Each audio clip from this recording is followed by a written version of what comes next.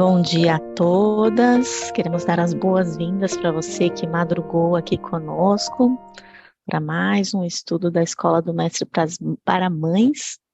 A Escola do Mestre para Mães é um grupo de apoio, né, a mães, como o próprio nome diz, e tem como objetivo, né, nós estudarmos sobre a vida e a didática de Cristo, nosso mestre. Então, a Escola do Mestre para Mães.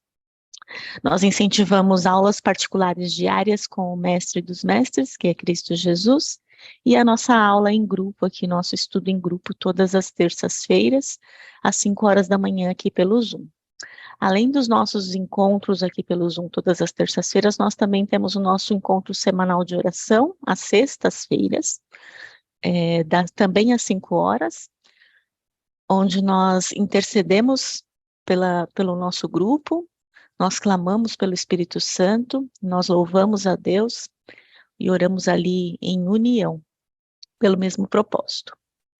Hoje nós vamos dar continuidade ao nosso estudo, estamos estudando o capítulo 10 do livro Desejado de Todas as Nações, e nós vamos estudar aqui das 5 da manhã até às 6, onde nesse momento o nosso estudo vai estar sendo gravado, e a partir das 6 horas nós damos uma pausa na gravação e nós abrimos para a participação daqueles que quiserem, seja para tirar dúvida, para comentar algo interessante que você estudou, e nós paramos a gravação para que você fique mais à vontade para participar neste momento, e nós vamos até às 6:30, quando nós encerramos o nosso momento de estudo das terças-feiras.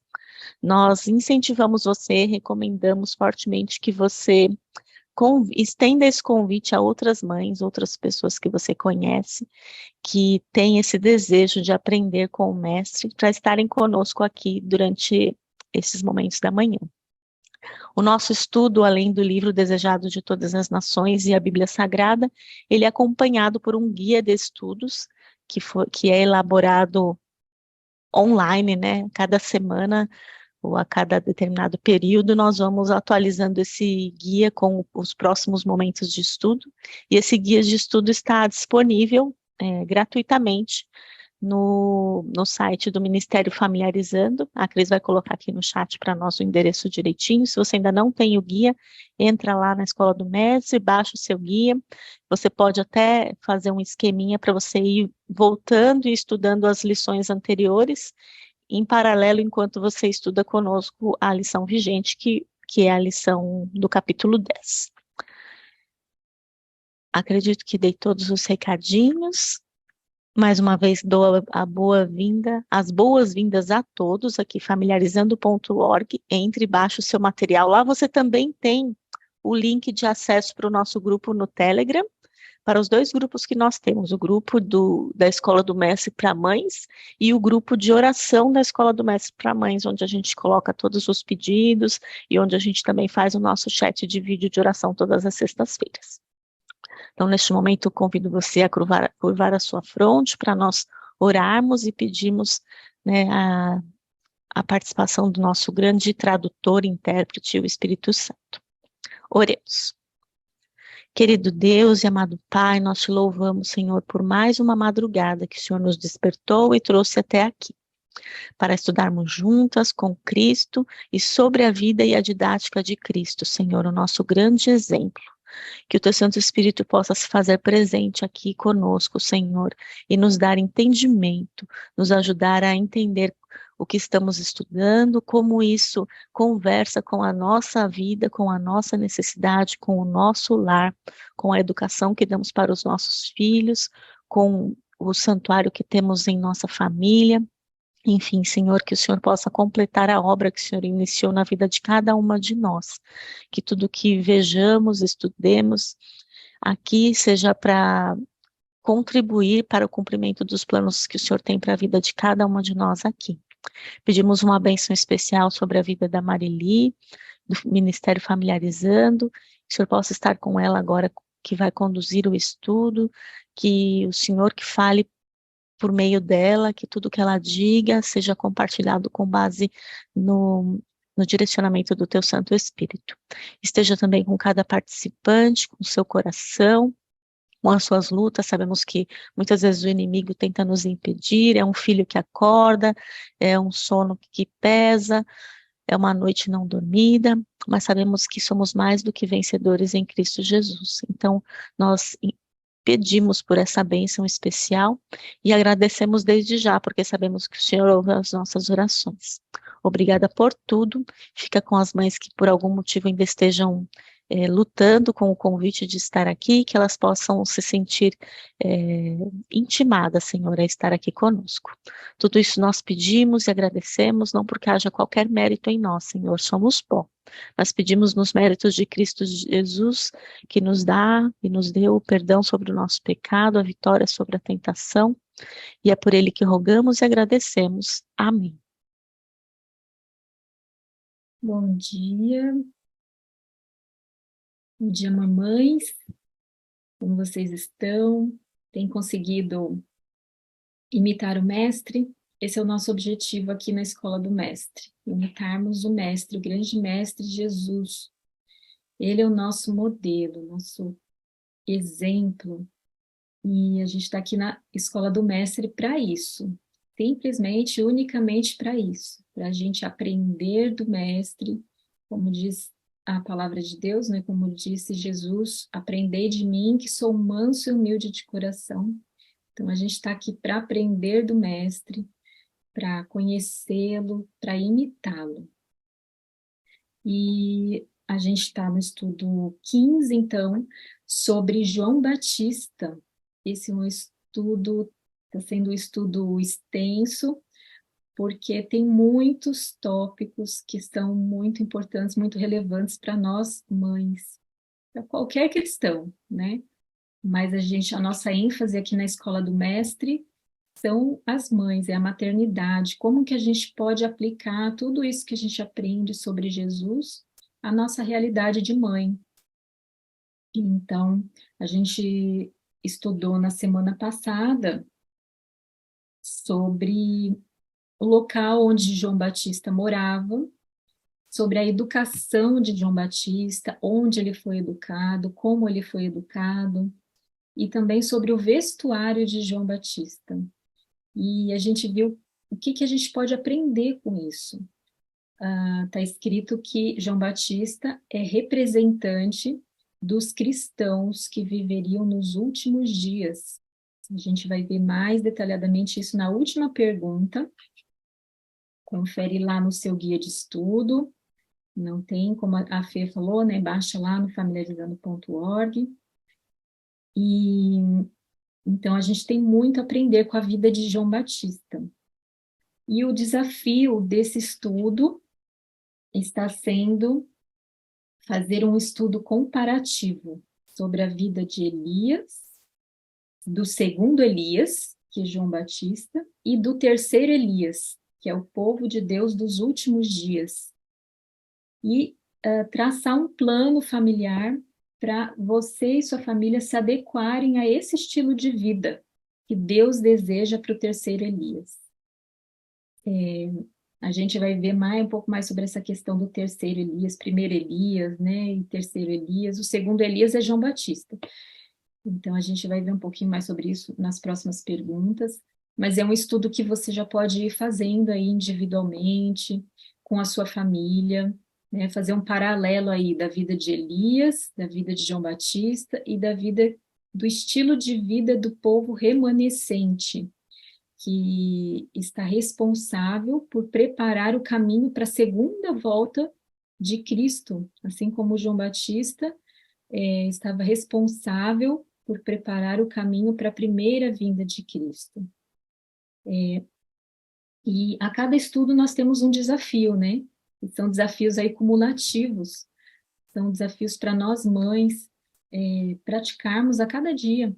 E esse é o desafio desse estudo aí, fazer esse estudo em família, de repente no culto familiar. A gente já fez aqui em casa um estudo sobre o terceiro Elias. Como eu já disse, esse estudo impactou a minha vida. E alguns anos atrás eu compartilhei esse estudo com várias pessoas, e até hoje algumas pessoas ainda me pedem esse estudo por escrito, né? E eu sei de famílias que têm feito isso, têm feito esse estudo em família.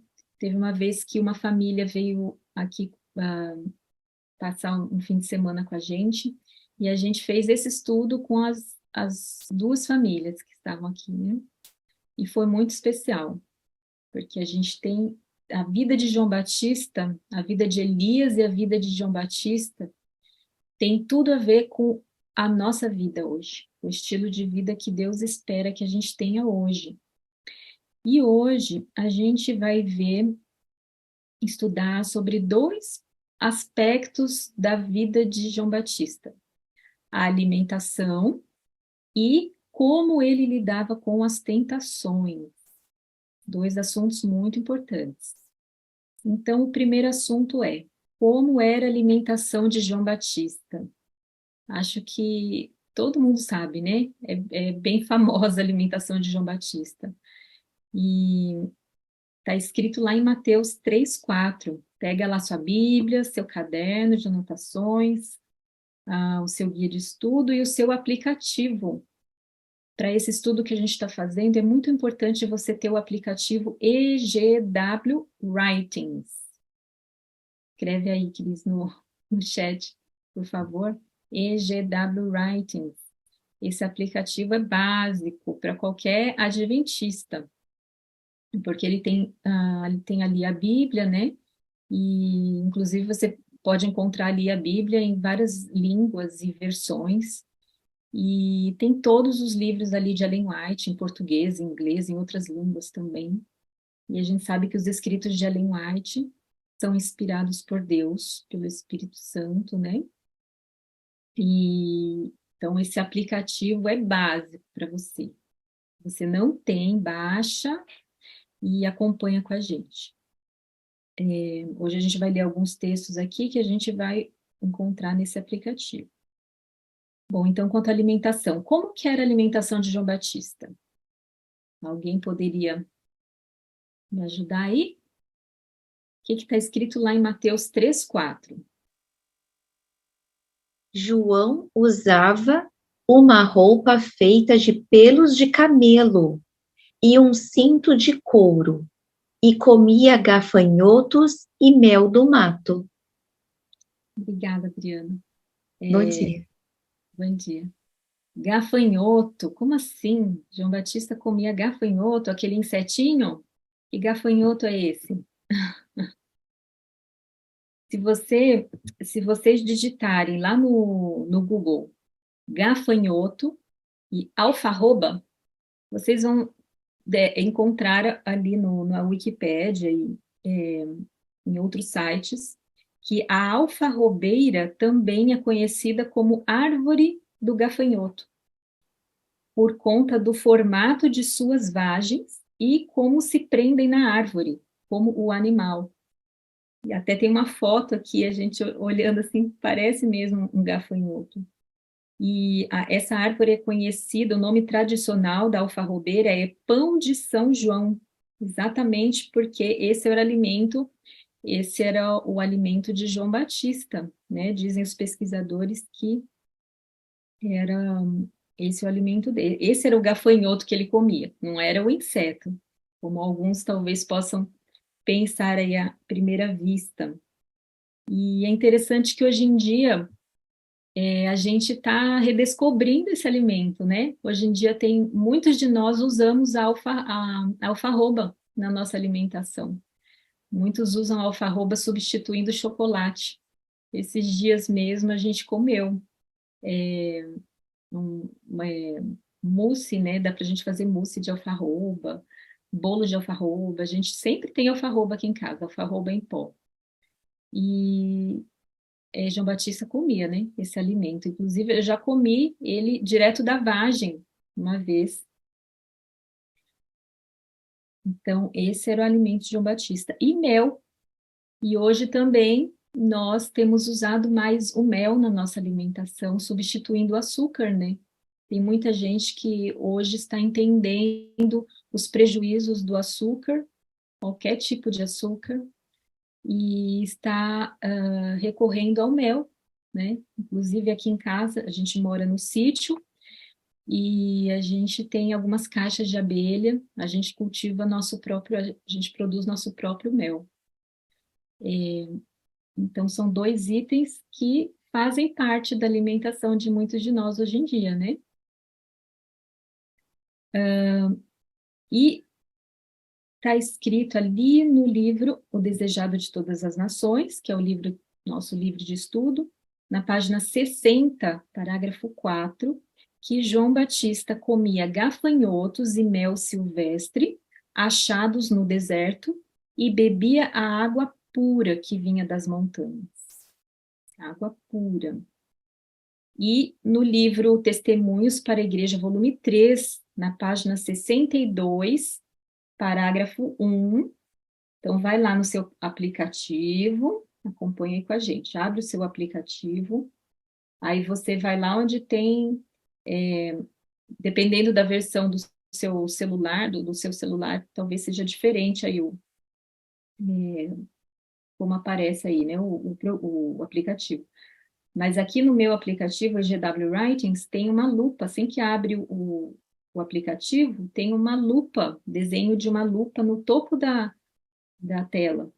Aí é só você clicar ali, aí você vai no espaço ali da busca, né? E digita T de testemunhos, 3, tudo junto, espaço 62.1. Tá acompanhando aí? Aí a gente vai cair nesse texto que eu vou ler agora. Testemunhos para a Igreja, volume 3, página 62, parágrafo 1. Então, se você não tem aí o aplicativo ainda, vai anotando esses textos, é muito importante. Uma coisa que eu sempre falo aqui é que é importante a gente aprender a estudar por nós mesmos. É importante nós sermos bereanos. A gente conferir tudo que os outros dizem em qualquer lugar, seja no púlpito, seja na internet, né? Então, confiram, por favor, tudo que eu digo aqui, porque eu posso me enganar, né? Então, anota aí tudo que eu falar e depois confiram, tá bom? Então, vamos lá. Aí, nesse livro está escrito assim, que o regime alimentar de João Batista era puramente vegetariano. Então, aqui está comprovando, né, que esse gafanhoto não era um animal, era algo vegetal. Então, João Batista era estritamente vegetariano, não comia nada animal.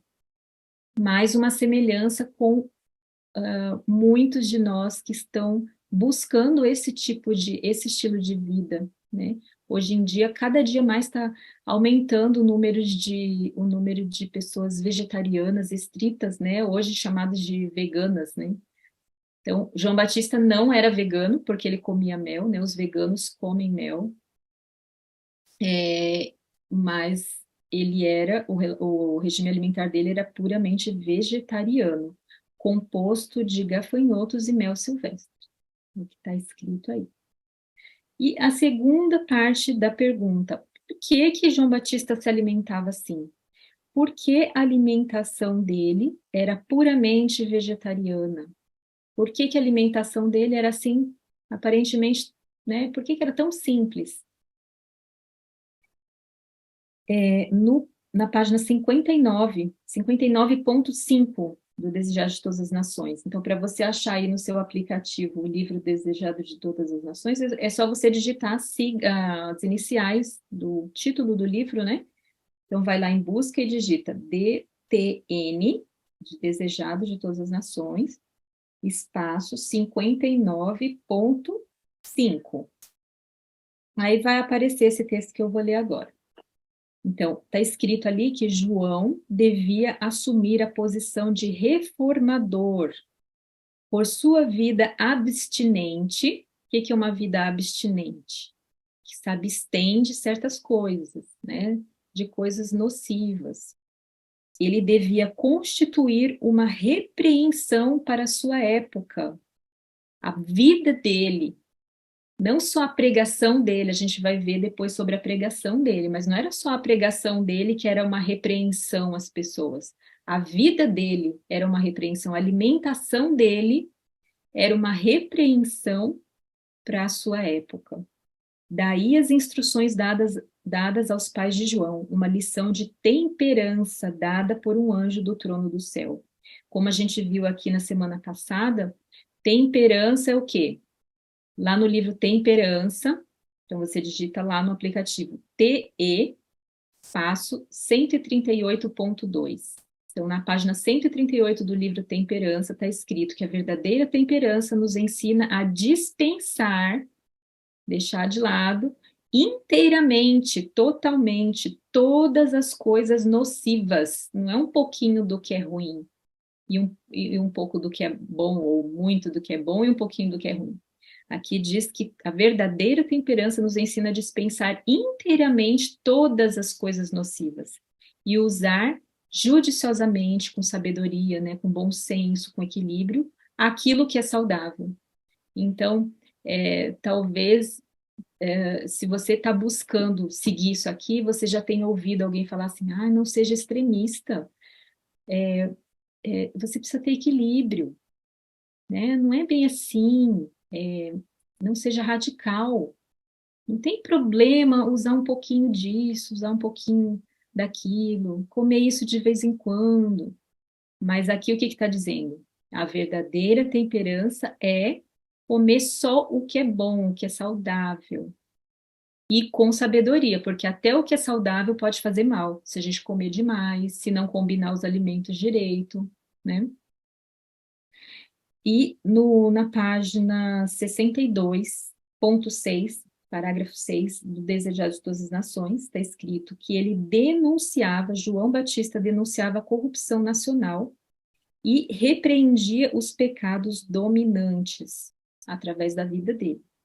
Seu regime alimentar, agora é um outro texto que está em outro livro, então digita aí no seu aplicativo, T3, espaço 62.1. Então, é Testemunhos para a Igreja, volume 3, página 62, parágrafo 1. Seu regime alimentar, puramente vegetariano, era uma censura à condescendência com o apetite e à glutonaria que prevaleciam por toda parte. Será que essa descrição aqui da sociedade, da alimentação do povo, né, daquela época, é parecido com o que acontece hoje, que a gente vê hoje? Será que hoje existe condescendência com apetite e glutonaria por toda parte? O que vocês acham? Eu creio que sim, né? Então, como que é a nossa alimentação? Aí uma pergunta para cada um se analisar, não é? Isso aqui, tudo que a gente estuda aqui, não é para a gente sair por aí apontando o dedo, né? É para a gente olhar para si, para dentro de nós, né? Comparar a vida de João Batista com a minha. Eu, Marili, né? Preciso comparar a vida de Cristo com a minha, a vida de João Batista com a minha, e me perguntar: eu estou vivendo isso? A minha alimentação é assim? A minha alimentação é diferente da maioria, né, da sociedade hoje, que condescende com o apetite, ou é semelhante ou é diferente? Será que a minha alimentação, quando as pessoas olham para a minha alimentação, elas se sentem incomodadas, talvez porque não estão tendo essa temperança? E é bem provável que, se você tentar seguir, não sei se todos passam, já estão buscando esse tipo de alimentação, né, saudável. Mas se você já está buscando isso, provavelmente você já deve ter ouvido esses comentários que eu falei, né? E é bem provável que as pessoas, se não falarem ainda para você, uma hora vão falar que, você acha que você é melhor do que os outros, ou algo assim. Mesmo que você não fale nada, mesmo que você se sinta o pior pecador do mundo, só de olhar para a sua alimentação, para o seu vestuário. Na semana passada a gente estudou sobre vestuário. Se você se vestir diferente, se você se alimentar diferente, se você tiver um estilo diferente da maioria, você vai incomodar, sim. Não adianta não querer ter oposição, não adianta. Vai ter. A Bíblia diz que foi assim com Jesus e vai ser assim com a gente. Então, a gente já viu aqui como que foi a infância e juventude de Jesus. Jesus, está escrito que ele se sentia sozinho, não tinha ninguém que entendia ele. A maioria o criticava. Muitos ficavam incomodados com a presença, simplesmente com a presença de Jesus, porque ele era diferente, porque ele buscava uma vida pura, uma vida santa. E se você estiver nessa busca também de imitar a Cristo, você vai passar pelas mesmas provações. É isso que a Bíblia nos diz. Nós vamos padecer como Cristo padeceu. Mas a gente não deve pensar nisso como algo ruim, a gente tem que pensar que privilégio, né? Passar pelo que Cristo passou, né? Compartilhar do sofrimento dele, sofrer por Cristo, né? Então, esse é o chamado para o cristão, de viver uma vida diferente do mundo, né? Então, é para a gente refletir como é a minha alimentação, a alimentação na minha casa, como é a alimentação dos meus filhos. Isso é muito importante, irmãos. Irmãs, né? A gente precisa entender muito bem, muito claramente. Se você ainda não fez uma pesquisa sobre isso, faça. Esse aplicativo ajuda muito a gente a fazer pesquisa, assim, por tema, né? Então, pesquisa lá a relação entre alimentação com a nossa vida espiritual, está totalmente ligado. Se a gente não tiver uma alimentação saudável, como João Batista tinha, a gente não vai ter a vida espiritual que João Batista tinha. Não adianta. A gente não vai conseguir resistir às tentações que João Batista conseguia. Então, a gente vai ver agora sobre a questão da tentação. Por que que às vezes a gente cai tanto nas tentações? Por que que a gente não tem domínio próprio? Por que que a gente é tão impaciente às vezes com os nossos filhos? Pode ser por causa da nossa alimentação. Açúcar, alimentos estimulantes como chocolate, como café. Hoje tem tanto alimento estimulante, né? Essas coisas, chocolate, né? Então, substitui chocolate pela alfarroba, como João Batista fazia, né? Como alfarroba. Então, essas coisas prejudicam nossa conexão com Deus e nos tornam mais vulneráveis à tentação. Não adianta você comer o que quer, o que o seu estômago pede, e depois você querer ser paciente, que você não vai ser. Não adianta. Então, a gente precisa, sim, se analisar e fazer uma reforma alimentar na nossa vida, se necessário, né? Agora, alguém quer comentar alguma coisa sobre alimentação? A gente vai ter um tempo depois, como a Fê falou, para o nosso bate-papo aí, para vocês ficarem mais à vontade, né, sem a gente gravar. Mas se alguém quiser comentar agora também, pode comentar, tá bom? Alguém tem alguma pergunta, algum comentário sobre essa questão da alimentação? Claudete? Bom dia. Bom dia. Essa questão da alimentação é um desafio muito grande para todos nós, né? É um processo mesmo, em tudo na vida, tudo que nós vamos fazer, porque nós passamos uma vida toda adquirindo hábitos, sejam bons, sejam ruins. E agora a gente precisa fazer uma limpeza, olhar para aquilo que não faz bem e remover do nosso dia a dia, e olhar para aquilo que faz bem e a gente buscar treinar mais e colocar mais e mais no nosso dia a dia, no nosso cardápio, na nossa rotina. E aí, entre essa questão da rotina, do planejamento, né, da gente se organizar, no tempo de João Batista, ele vivia na natureza, então ele comia lá o gafanhoto, o mel. No nosso caso, a gente tem geladeira, a gente tem armário, tem despensa, né? Então, a gente tem ali que organizar o armazenamento, fazer um planejamento de cardápio da semana, do mês, para a gente ter os ingredientes disponíveis, os ingredientes saudáveis, para a gente não cair na correria e acabar apelando para o fast food ou para comida rápida. Então, a gente tem que pegar e atualizar essas informações, mantendo a essência, o princípio, e atualizar para a nossa realidade, né? É um desafio muito grande que nós temos no dia a dia com correria do lar, da educação das crianças, a mulher como auxiliadora do seu esposo, né? Porque uma mulher cristã, ela auxilia.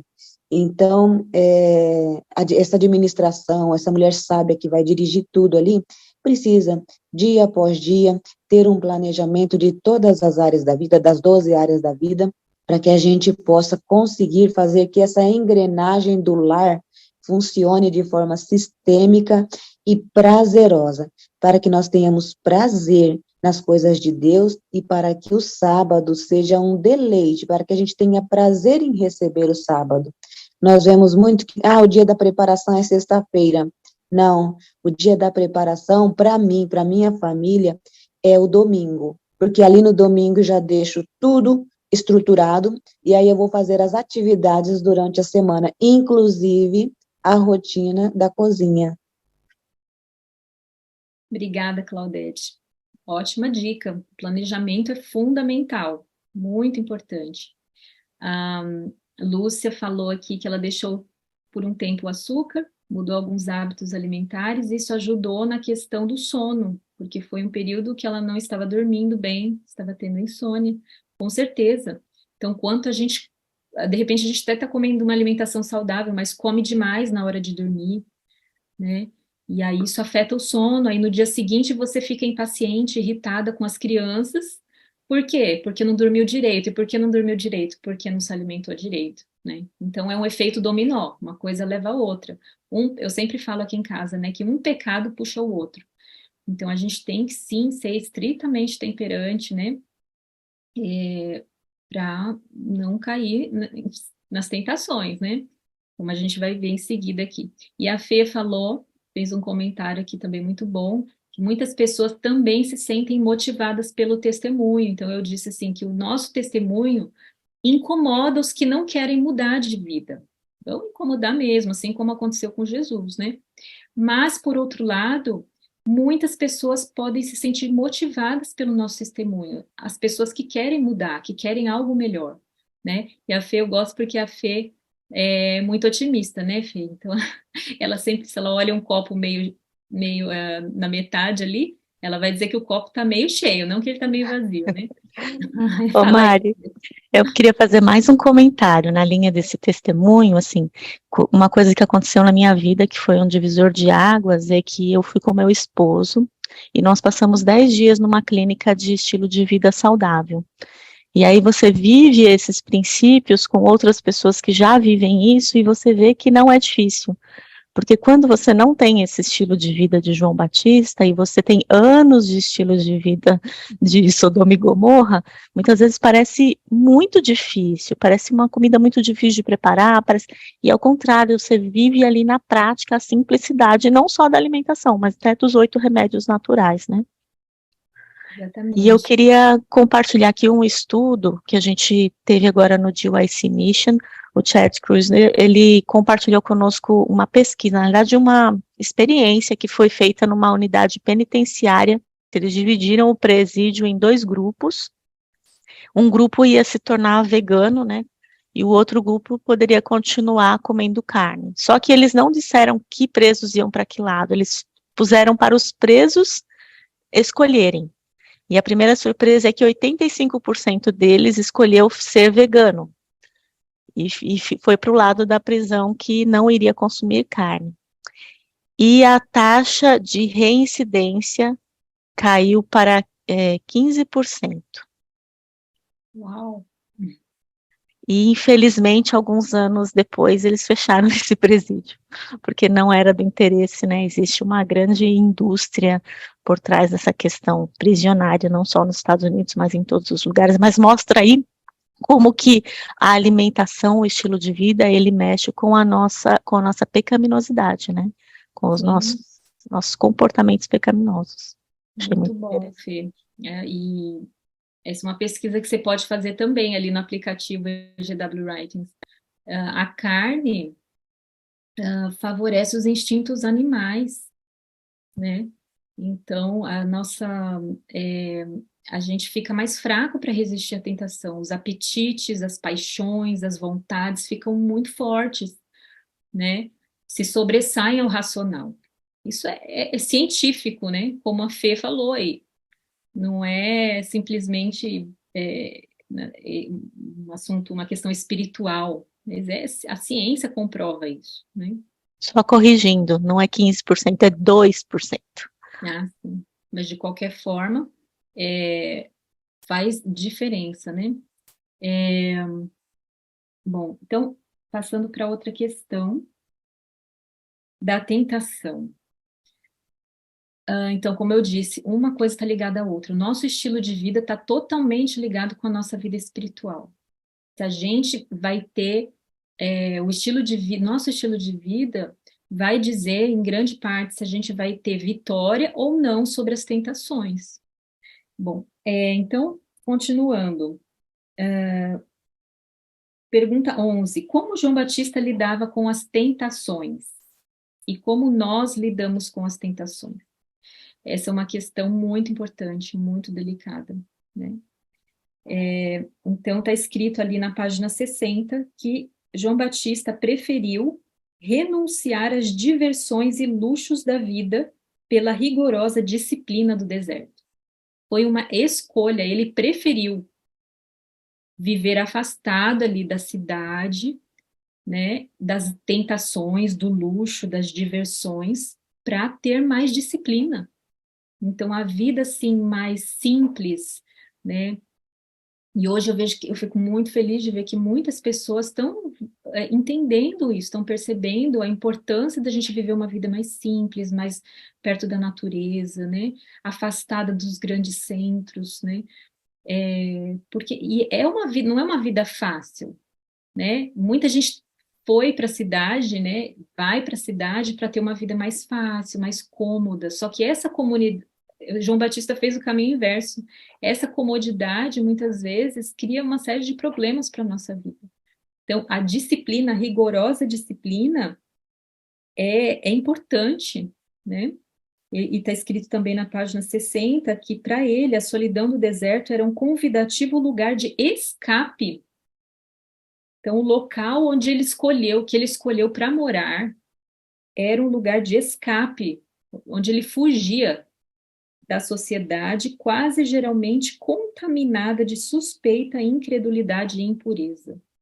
A gente precisa, sim, fugir disso aqui, dessas más influências que existem hoje na cidade. Fugir da incredulidade, da impureza, toda a impureza que existe, né? Diz também aqui que ele desconfiava de suas forças para resistir à tentação. Então, a pessoa que está buscando se afastar dessas más influências, não é porque ela se acha melhor ou mais forte do que os outros, pelo contrário. As pessoas que estão buscando isso, que estão fugindo dessas más influências, são aquelas que, como João Batista, desconfiam de sua força para resistir à tentação. São aquelas que falam assim: eu não consigo, se eu ficar perto da tentação, eu vou cair em tentação. Eu não sou forte o suficiente, eu tenho que fugir, como José. José não ficou ali batendo boca, conversando com a mulher que estava tentando fazê-lo cair em tentação, né? Adulterar ali com ele. Ele saiu correndo, fugiu, ele não ficou preocupado com o que ela ia pensar, com o que iam dizer, com a reputação dele, né? Ele não estava nem preocupado com o que o esposo dela faria se ele descobrisse. Qual que foi a resposta dele? Ele falou: como que eu vou fazer isso para o meu Deus? Como que eu vou pecar assim contra o meu Deus? Então, o cristão verdadeiro é aquele que se afasta, sim, das tentações, das más influências, pensando, tendo em vista principalmente a glória de Deus.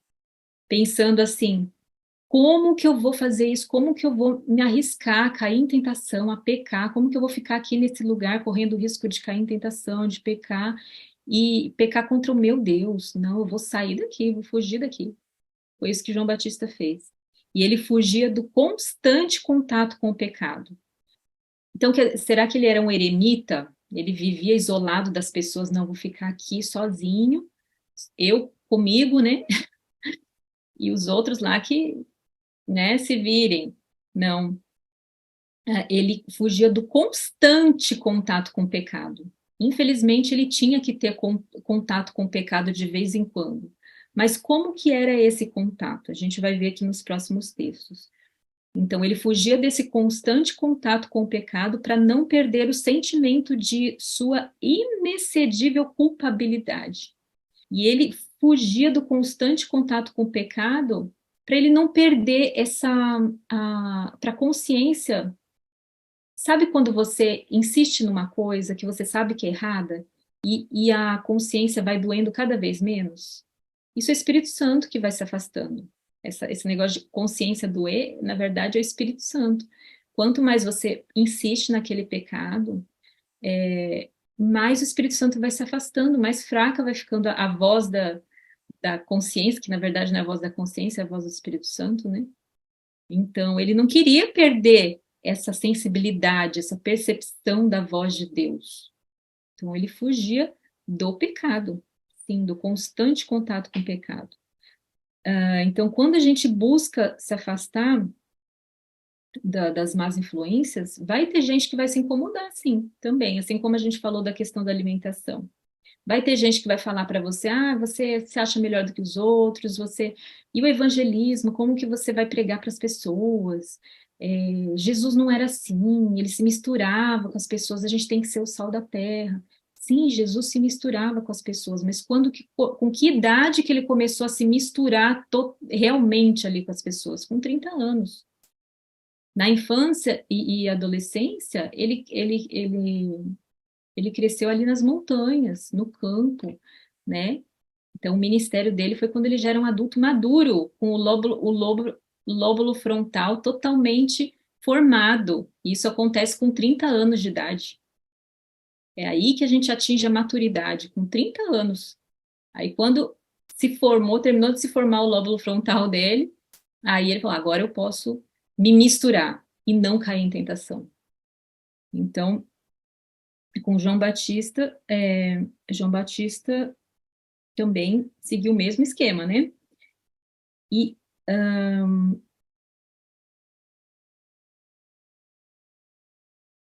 eu escrevi aqui, né, que o contato do cristão com o pecado deve ser raro e intencional, né, tendo como objetivo ajudar a salvar as pessoas do pecado e não nos divertirmos.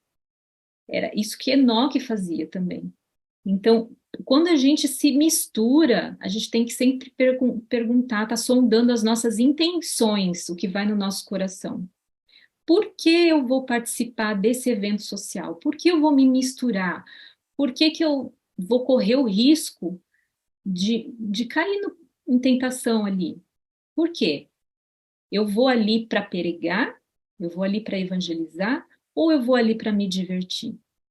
Ou eu vou ali, porque eu não quero ser vista como extremista, como fanática.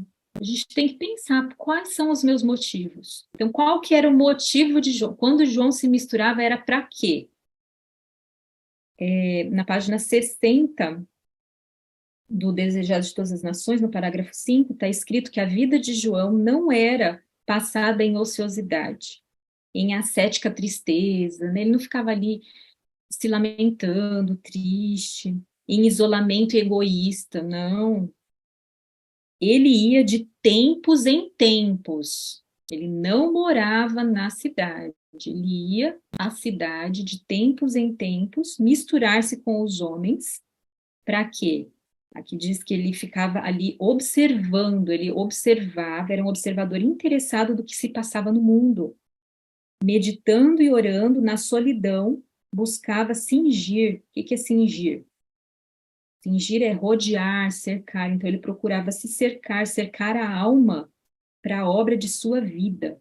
Então, ele ia, se misturava sim, mas de tempos em tempos, não era o tempo todo que ele estava misturado, para ajudar a salvar a pessoa. Como que você vai salvar alguém se você está na mesma condição da pessoa? Se você está ali o tempo inteiro fazendo as mesmas coisas, vivendo a mesma vida, como que você vai tirar a pessoa daquela situação? Você tem que ir lá para salvar, para tirar, para ajudar, né? Na página 60 ainda diz assim: se bem que habitando no deserto, ele não estava livre de tentações. Então, às vezes a pessoa muda vai para um lugar mais afastado, achando que vai ser a solução para ela. Aqui eu estou protegido, totalmente protegido. Não, ali você vai estar mais protegido, mas não totalmente protegido. Então, aqui está escrito que mesmo no deserto ele não estava livre de tentações. Ele cerrava quanto possível toda a entrada a Satanás. Então, tudo que ele podia evitar para evitar a tentação, né? Ele evitava, ele se cercava. Não obstante, né? Mas o tentador ainda o tentava, assaltava-o ainda o tentador, como Jesus no deserto. Jesus, quando foi tentado, estava onde? No deserto. Quando foi tentado, na verdade, Jesus foi tentado a vida toda, né? Não foi só no deserto. Mas quando aquela famosa tentação de Jesus, né? Jesus estava no deserto. E mesmo ali, o inimigo está em todo lugar. Satanás é um ser espiritual. Ele está em qualquer lugar. Então, mesmo no deserto, João Batista e Jesus foram tentados, sim. Mas, aqui está escrito que a percepção de João Batista era clara. Como que a percepção dele era clara? Por causa do estilo de vida dele, por causa da alimentação que ele tinha, porque ele não estava o tempo todo misturado com pecado. Já ouviu aquela história do sapo fervido? Dizem que se a gente colocar um sapo, se você ferver a água e colocar o sapo lá dentro, o que ele vai fazer? Vai pular, né? Mas se você colocar o sapo na panela, colocar água fria e for esquentando aos poucos, está escrito que ele não pula, ele morre fervido. Então, a pessoa que está em constante pecado ali, misturada constantemente com o pecado, ela não vai perceber. Daqui a pouco ela está morrendo ali, como o povo do mundo que não conhece a Deus, está caindo nos mesmos pecados e não está percebendo a situação dela. Mas se a gente está afastado do pecado, se a gente foge do constante contato com o pecado, quando tiver contato com o pecado, a gente vai perceber e pular fora. Opa, isso aqui não é de Deus. Tem alguma coisa errada aqui. Então, ele tinha essa percepção clara e ele desenvolvera resistência de caráter e decisão. E mediante o auxílio do Espírito Santo, era habilitado a pressentir a aproximação de Satanás e resistir seu poder. Ele não só conseguia assim, se manter firme, ser obediente a Deus, mas ele conseguia pressentir a tentação, quando a tentação está se aproximando. Às vezes a gente só percebe quando a gente já caiu na tentação, né? Quando a gente caiu em pecado. Ele não, ele percebia muito antes. Quando o Satanás estava começando a tentar, ele já se defendia ali. Por quê? Quem que pode dar essa sensibilidade, essa percepção espiritual para a gente? O Espírito Santo. Então, ele tinha o Espírito Santo, porque ele buscava, ele tinha uma vida separada, né? Ele estava constantemente em oração, em meditação, por isso ele tinha o Espírito Santo, e o Espírito Santo o ajudava a perceber a aproximação da tentação, e o Espírito Santo é que dava poder para ele resistir.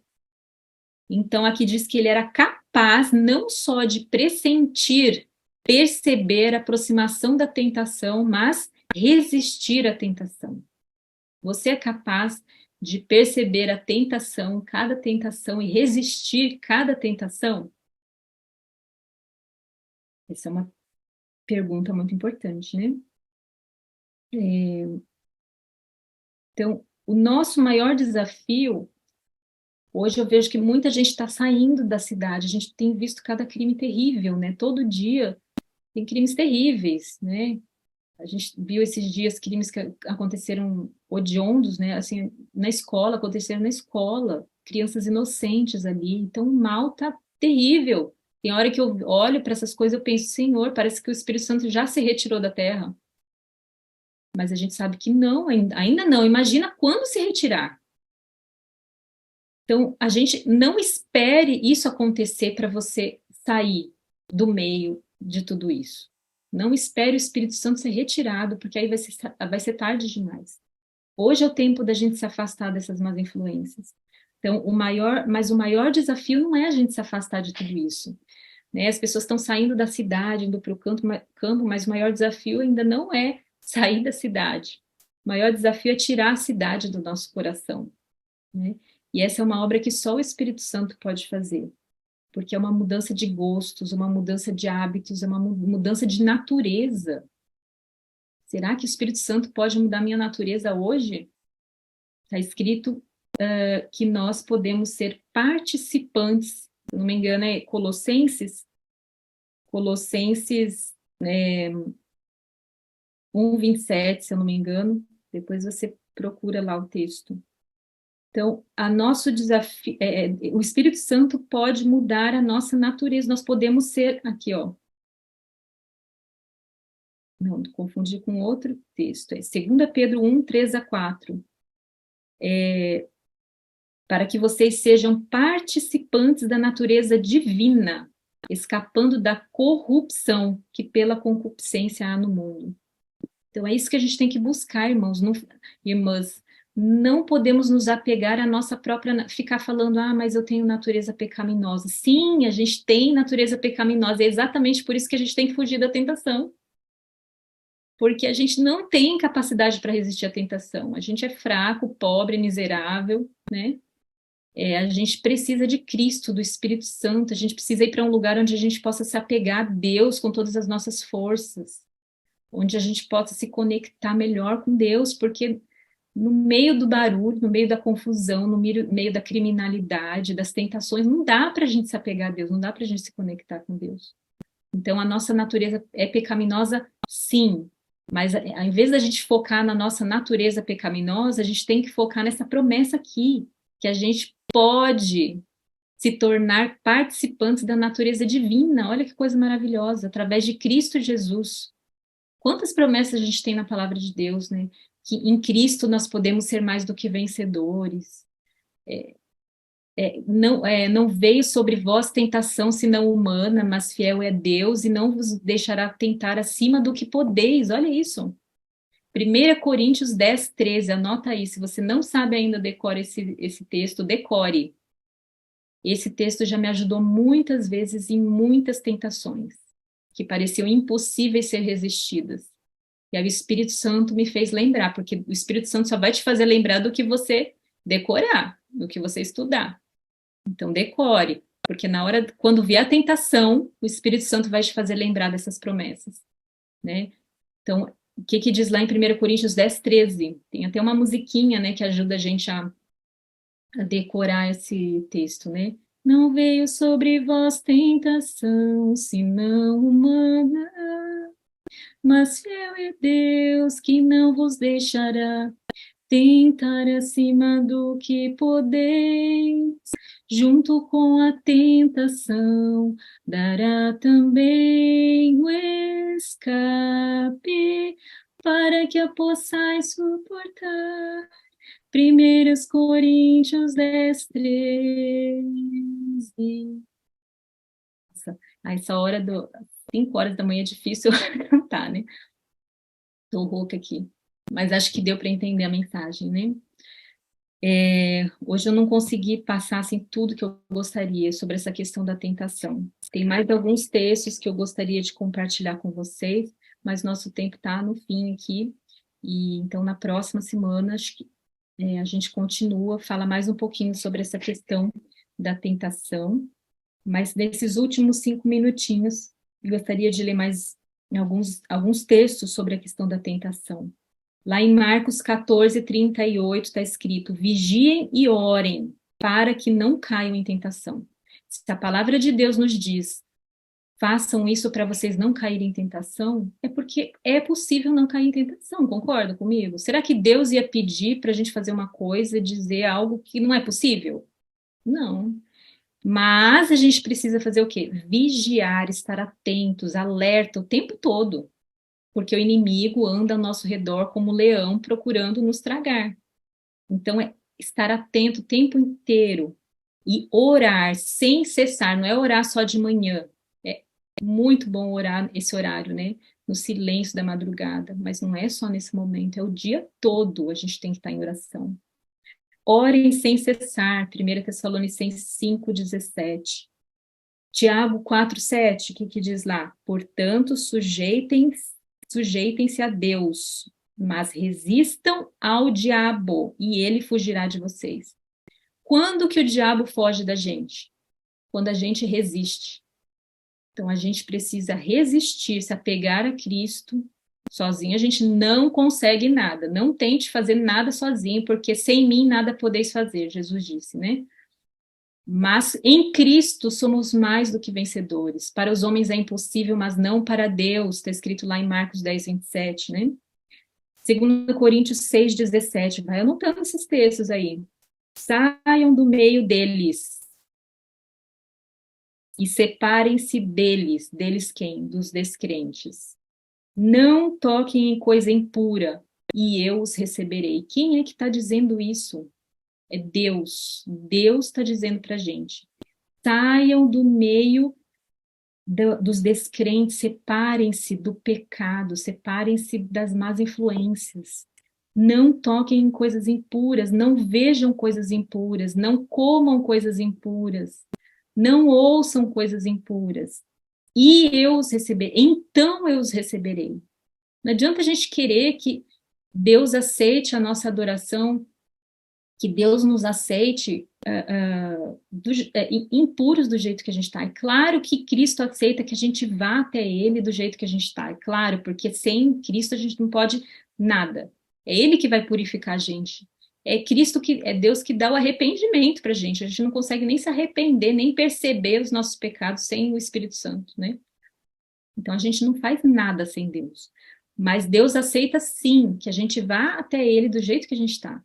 Mas a partir do momento que a gente vai a Cristo, que a gente busca Cristo, Deus falou o quê? O que ele falou para Maria Madalena?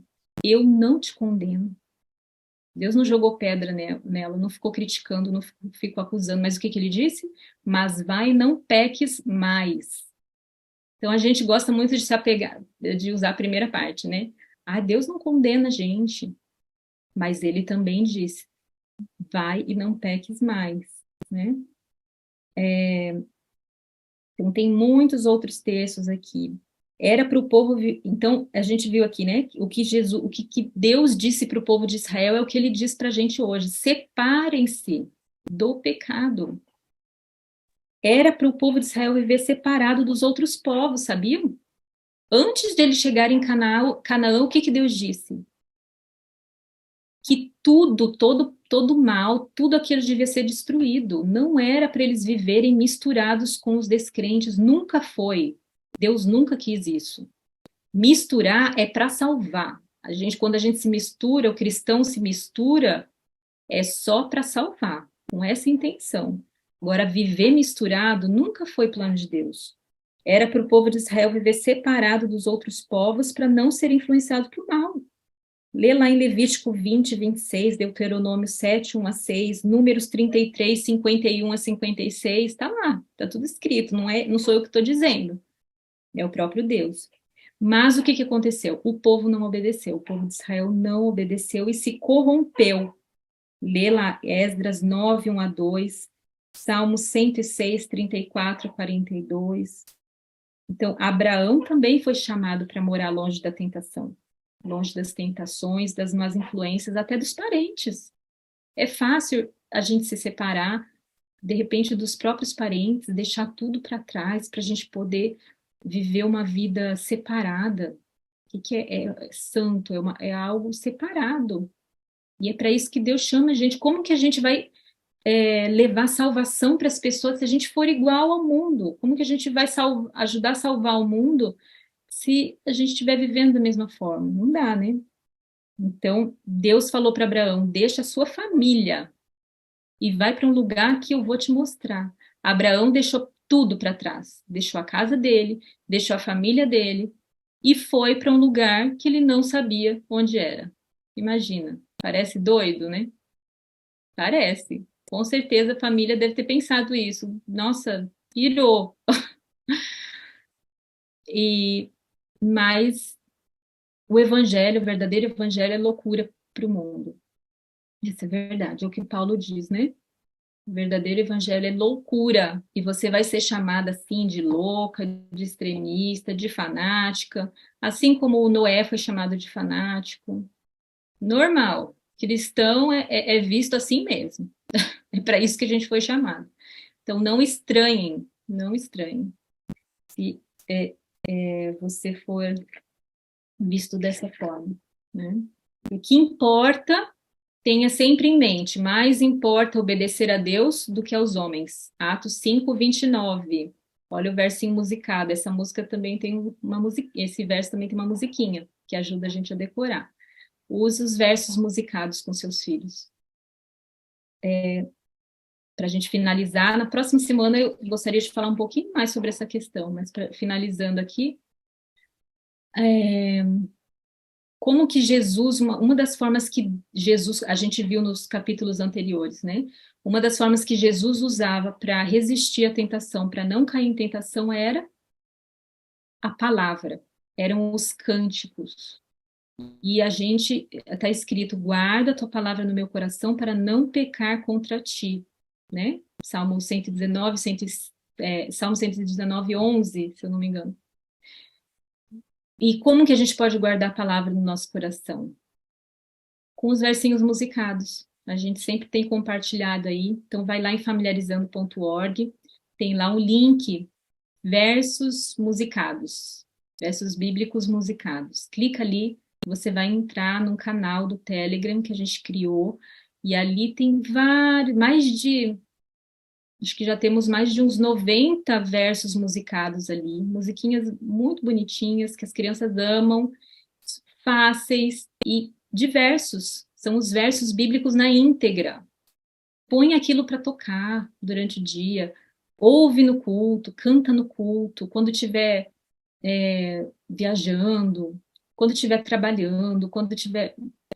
Ouça a palavra de Deus. Leia, estude, cante e se revista da armadura de Cristo, para que você possa resistir à tentação, você e seus filhos. Esse é o meu desejo para cada uma de nós. Bom, vamos ao nosso bate-papo, então. E não esqueçam que na sexta-feira, então, a gente tem nosso encontro de oração, das 5 às 6 horas da manhã, no Telegram.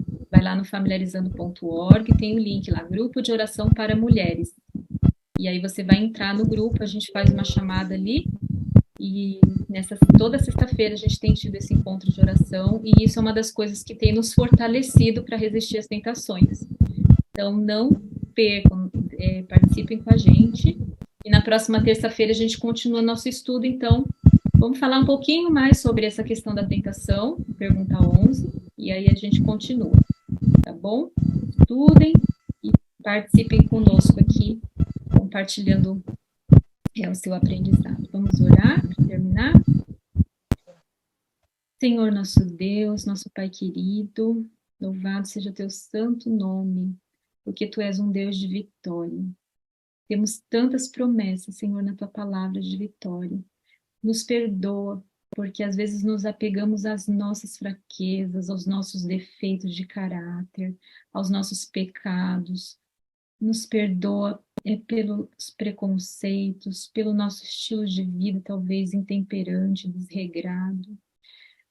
Estamos aqui porque queremos aprender de Ti, Senhor. Temos tantas coisas para mudar. Nos sentimos tão fracas, tão pecadoras, tão incapazes, Senhor. Mas o Senhor nos dá promessas maravilhosas de vitória. O Senhor nos diz que para o Senhor tudo é possível, que em Cristo podemos ser mais do que vencedores, que não há tentação que não possamos suportar, que o Senhor nos dá um escape para cada tentação. Nos ajude, Senhor, a lembrar dessas promessas quando vierem as tentações. Nos ajude a ter a percepção espiritual de João Batista e percebermos a aproximação da tentação. E nos ajude a resistir ao diabo, como diz a tua palavra, para que ele fuja de nós. Nos ajude, Senhor, neste dia. Nós e nossos filhos, nosso esposo, nossa família, a resistirmos às tentações que com certeza virão neste dia. Faz-nos, Senhor, vitoriosos, mais do que vencedores em Cristo Jesus. E nos ajude, acima de tudo, a imitar o Mestre, o grande Mestre Jesus Cristo. Ele veio aqui nos mostrar como viver uma vida santa. Ele veio aqui não só nos perdoar, mas nos dar o poder para vencer. E é este poder que nós clamamos, que nós pedimos neste momento, Senhor. Concede-nos o Teu Espírito para que possamos ser vitoriosos. Obrigada desde já, porque cremos que o Senhor pode e vai realizar esta obra na nossa vida. Em nome de Jesus. Amém. Bom dia para todos.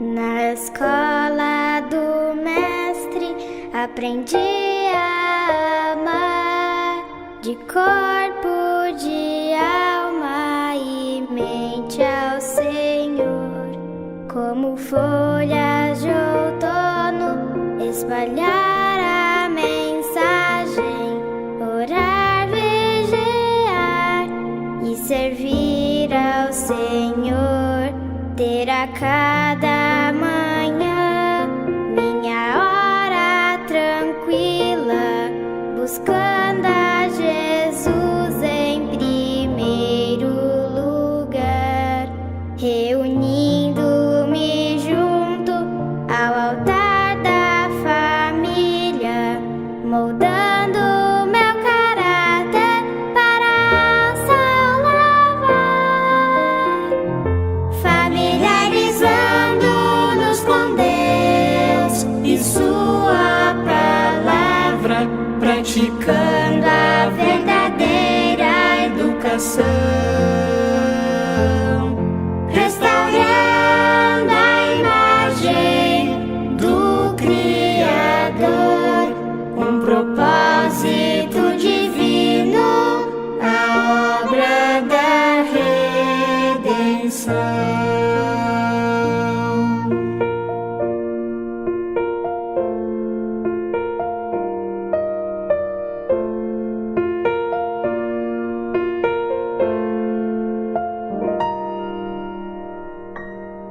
A primeira lição deve ser conhecer e compreender a vontade de Deus, lendo seus atributos nas coisas que fez. Eu me fortaleço, me aproximo de Deus. Foi assim que aprendi as palavras da vida, ao me sentar, levantar e andar. No meu lar compreendi a minha missão, a mensagem ao mundo eu vou proclamar, familiarizando-nos com Deus e Sua palavra, praticando a verdadeira educação, restaurando a imagem do Criador, um propósito divino, a obra da redenção, familiarizando-nos com Deus e Sua palavra, praticando a verdadeira educação, restaurando a imagem do Criador, um propósito